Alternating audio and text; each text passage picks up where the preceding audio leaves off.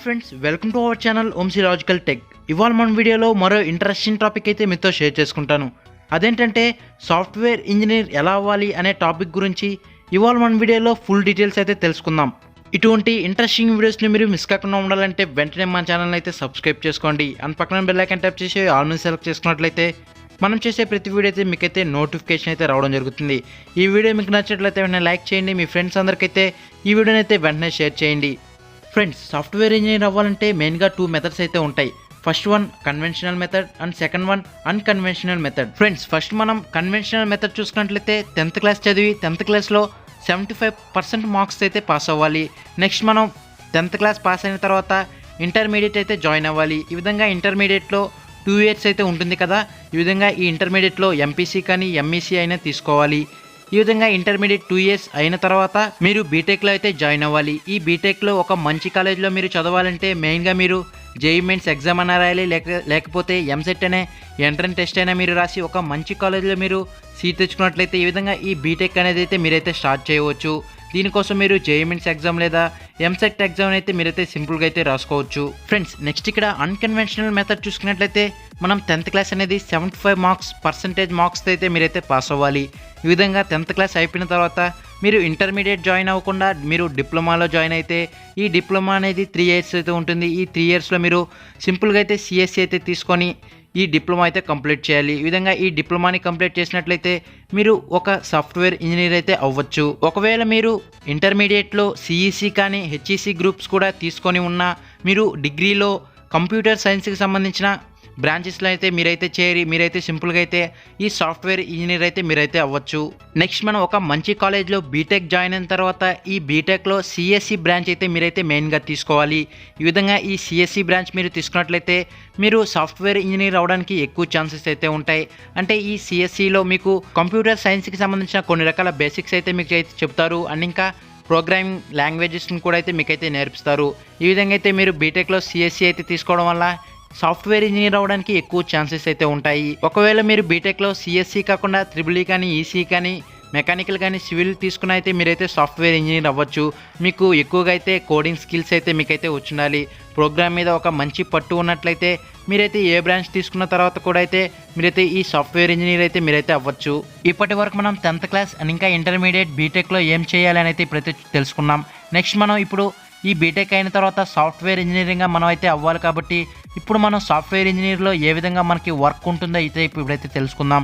ఇప్పుడు మనం types of software engineering చూసుకున్నట్లయితే ఇక్కడ 3 డెవలపర్స్ అయితే ఉంటారు. ఇక్కడ మెయిన్ ఫస్ట్ వన్ ఇక్కడ ఫ్రంట్ ఎండ్ డెవలపర్ అండ్ ఇంకా బ్యాక్ ఎండ్ డెవలపర్ అండ్ ఇంకా ఫుల్ స్టాక్ డెవలపర్ అయితే ఈ విధంగా 3 typesగా అయితే డెవలపర్స్ అయితే ఈ సాఫ్ట్వేర్ ఇంజనీర్లు అయితే వర్క్ చేస్తారు.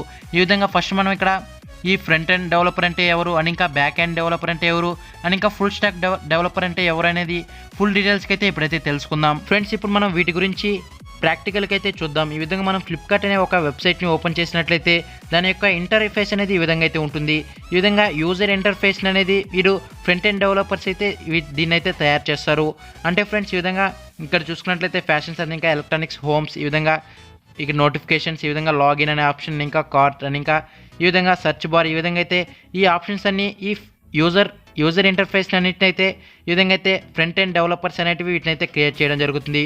ఈ విధంగా ఈ యూజర్ ఇంటర్ఫేస్ అంతా డిజైన్ చేయడం అండ్ ఇంకా వీటిని అయితే క్రియేట్ చేయడం, వీటికి సంబంధించిన మొత్తం వర్క్ అనేది మనకి ఫ్రంట్ ఎండ్ డెవలపర్స్ అయితే చేస్తారు. ఈ విధంగా ఇక్కడ చూసుకున్నట్లయితే చాలా రకాల ఆప్షన్స్ అయితే మనకి ఇక్కడ కనబడుతున్నాయి. ఈ విధంగా వీటిని అన్నిటిని మనకి సింపుల్గా అయితే ఈ ఫ్రంట్ ఎండ్ డెవలపర్స్ అయితే వీటి వర్క్స్ని అయితే వీళ్ళైతే చూసుకుంటారు. ఫ్రెండ్స్, ఈ విధంగా ఏ వెబ్సైట్ని ఓపెన్ చేసినా ఈ విధంగా ఈ డిజైన్స్ అండ్ ఇంకా ఈ ఇంటర్ఫేస్ వర్క్ గురించి ఈ ఫ్రంట్ ఎండ్ డెవలపర్స్ అయితే చూసుకుంటారు. నెక్స్ట్ మనం బ్యాక్ ఎండ్ డెవలపర్స్ ఏం చేస్తారని చూసినట్లయితే మనం ఏదైనా ప్రోడక్ట్ని ఇప్పుడు బై చేయాలనుకుంటాం. ఏం చేస్తాం, మనం సింపుల్గా అయితే దాన్ని అయితే బై నో మీద క్లిక్ చేసి మనకు సంబంధించిన అడ్రస్ అంతా ఇచ్చేసి అని ఇంకా పేమెంట్ అయితే ఆప్షన్ అయితే చేస్తాం. ఈ విధంగా మనం ఏదైనా ప్రోడక్ట్ని మనం బై చేసేటప్పుడు అడ్రస్ అని ఇంకా డెలివరీ అడ్రస్ అని ఇంకా ఆర్డర్ సమ్మరీ అని ఇంకా పేమెంట్ ఆప్షన్స్, ఈ విధంగా ఈ డీటెయిల్స్ అయితే మనం అయితే ఇవ్వాలి. ఈ విధంగా మనం ఇక్కడ డీటెయిల్స్ ఇచ్చేటప్పుడు ఇవన్నీ ఒక సర్వర్లో అయితే సేవ్ చేయడం జరుగుతుంది. ఈ విధంగా మనం ఇచ్చిన అన్ని రకాల డీటెయిల్స్ని సర్వర్లో కనెక్ట్ చేసి సేవ్ చేయడానికి బ్యాక్ ఎండ్ డెవలపర్స్ అయితే చాలా అయితే ఉపయోగపడతారు. ఈ విధంగా ఈ బ్యాక్ ఎండ్ డెవలపర్స్ అనేవాళ్ళు మనం ఇచ్చిన అడ్రస్ని కానీ ఇంకా పేమెంట్ ఆప్షన్స్ని వీటిలన్నిటిని అయితే సర్వర్లో సేవ్ చేయడానికి ఈ బ్యాక్ ఎండ్ డెవలపర్స్ అయితే చాలా అయితే ఉపయోగపడతారు.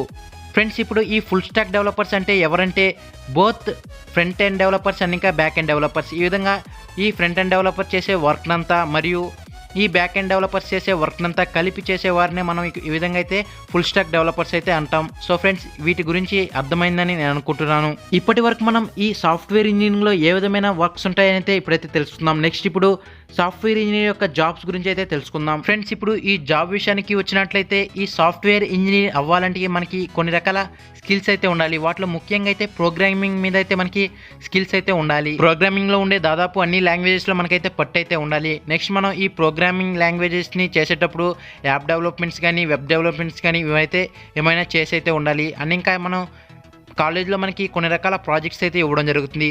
ఈ ప్రాజెక్ట్స్ని మనం కంప్లీట్ చేయగలిగే కొన్ని రకాల ఈ ప్రోగ్రామింగ్ స్కిల్స్ అయితే మనకైతే ఉండాలి. సో ఇది ఫ్రెండ్స్ ఈ విధంగా అయితే ఈ స్కిల్స్ అన్ని మనకి ఉన్నట్లయితే మనం అయితే జాబ్ కోసం అయితే అప్లై చేసుకోవచ్చు. ఫ్రెండ్స్ ఇప్పుడు ఈ జాబ్కి మనం ఎలా జాయిన్ అవ్వాలి అంటే మనకి పెద్ద పెద్ద కాలేజెస్లో ఐఐటి లేకపోతే ఎన్ఐటి లేకపోతే త్రిబుల్8లో మనకి సీట్స్ వచ్చినట్లయితే ఈ విధంగా థర్డ్ ఇయర్ కానీ లేకపోతే ఫైనల్ ఇయర్లో కానీ మనకి ప్లేస్మెంట్స్ అనేటివి జరుగుతాయి. ఈ విధంగా ఈ ప్లేస్మెంట్స్లో మనం అయితే ఇంటర్వ్యూకి అటెండ్ అయినట్లయితే మనకి ఈ జాబ్ మనకి స్కిల్స్ ఉన్నట్లయితే మనకైతే జాబ్ అయితే ఈజీగా అయితే వస్తుంది. ఒకవేళ మన కాలేజెస్లో ప్లేస్మెంట్స్ లేకపోతే వేరే కాలేజెస్లో ప్లేస్మెంట్స్ వచ్చినా మనం వెళ్ళైతే ఇంటర్వ్యూ అయితే ఇవ్వచ్చు. ఈ విధంగా మీరు ఇంటర్వ్యూలో సెలెక్ట్ అవ్వాలంటే మీరు ముందుగానే కొన్ని రకాల యాప్ డెవలప్మెంట్స్ కానీ వెబ్ డెవలప్మెంట్స్ కానీ మీరైతే చేసినట్లయితే మీకైతే కొంచెం జాబ్ అయితే ఈజీగా రావడానికి అయితే ఛాన్సెస్ అయితే ఉంటాయి. ఫ్రెండ్స్ ఇప్పుడు ఈ సాఫ్ట్వేర్ ఇంజనీర్ దాదాపు శాలరీ అనేది వారి యొక్క స్కిల్స్ అని ఇంకా అతను పాస్ అవుట్ అయిన కాలేజ్, అతను చేరిన కంపెనీ లేదా ఇండస్ట్రీ లేకపోతే తన యొక్క ఎక్స్పీరియన్స్ని బట్టి అయితే తనకనేది శాలరీ అయితే బేస్ అయితే ఉంటుంది. ఈ విధంగా మనకి స్కిల్స్ ఉన్నట్లయితే మనకి ఈ శాలరీ కూడా అయితే ఎక్కువైతే వస్తుంది. ఈ విధంగా మనం చదివిన కాలేజ్ కూడా అయితే ఈ శాలరీ ఇవ్వడంలో ప్రముఖ పాత్ర అయితే పోషిస్తుంది. ఈ విధంగా దాదాపు శాలరీ చూసుకున్నట్లయితే 4 lakhs per annum టు దాదాపు 20 lakhs per annum కూడా అయితే శాలరీస్ అయితే ఉన్నాయి. ఈ 20 lakhs కాకుండా ఈ 20 lakhs కన్నా ఎక్కువ శాలరీ వచ్చిన వాళ్ళు కూడా అయితే చాలామంది అయితే ఉన్నారు. ఈ విధంగా మనం సెలెక్ట్ అయిన కంపెనీ మీద ఆధారపడి అయితే మన శాలరీ అనేది బేస్ అయి ఉంటుంది. సో ఇది ఫ్రెండ్స్ వాళ్ళ వీడియో. ఈ వీడియోలో మనం మెయిన్గా ఏం తెలుసుకున్నామంటే 10th క్లాస్ అయిన తర్వాత ఏం చేయాలి అండ్ ఇంకా ఇంటర్మీడియట్లో ఏం తీసుకోవాలి, నెక్స్ట్ మనం బీటెక్లో ఏ కోర్స్ తీసుకోవాలి, ఈ విధంగా బీటెక్లో కోర్సెస్ తీసుకున్న తర్వాత మనం ఎటువంటి స్కిల్స్ అనేటివి ఇంప్రూవ్ చేసుకోవాలి, ఈ విధంగా స్కిల్స్ అనేటివి మనకి ఇంప్రూవ్ అయిన తర్వాత మనం జాబ్కి ఎలా అప్లై చేసుకోవాలి, అంటే జాబ్కి ఏ విధంగా వెళ్ళాలి, నెక్స్ట్ మనం ఈ జాబ్కి సంబంధించిన శాలరీ ఏ విధంగా ఉంటుంది, వీటికి సంబంధించిన ఫుల్ డీటెయిల్స్ అయితే ఇవాళ మన వీడియోలో అయితే తెలుసుకున్నాం. ఈ వీడియోకి సంబంధించిన ఎటువంటి డౌట్స్ ఉన్నా మీరైతే కామెంట్ సెక్షన్లో నాకు తెలిపినట్లయితే నేను వెంటనే ఆన్సర్ చేయడానికి అయితే ట్రై చేస్తాను. ఇటువంటి ఇంట్రెస్టింగ్ వీడియోస్ని మీరు మిస్ కాకుండా ఉండాలంటే వెంటనే మన ఛానల్ అయితే సబ్స్క్రైబ్ చేసుకోండి అండ్ పక్కన బెల్ ఐకాన్ ట్యాప్ చేసి ఆల్ మీద సెలెక్ట్ చేసుకున్నట్లయితే మనం చేసే ప్రతి వీడియో అయితే మీకు అయితే నోటిఫికేషన్ అయితే రావడం జరుగుతుంది. ఈ వీడియో మీకు నచ్చినట్లయితే వెంటనే లైక్ చేయండి, మీ ఫ్రెండ్స్ అందరికైతే ఈ వీడియోని అయితే వెంటనే షేర్ చేయండి. Thanks for watching friends. మనం నెక్స్ట్ వీడియోలో అయితే కలుసుకుందాం. Bye bye.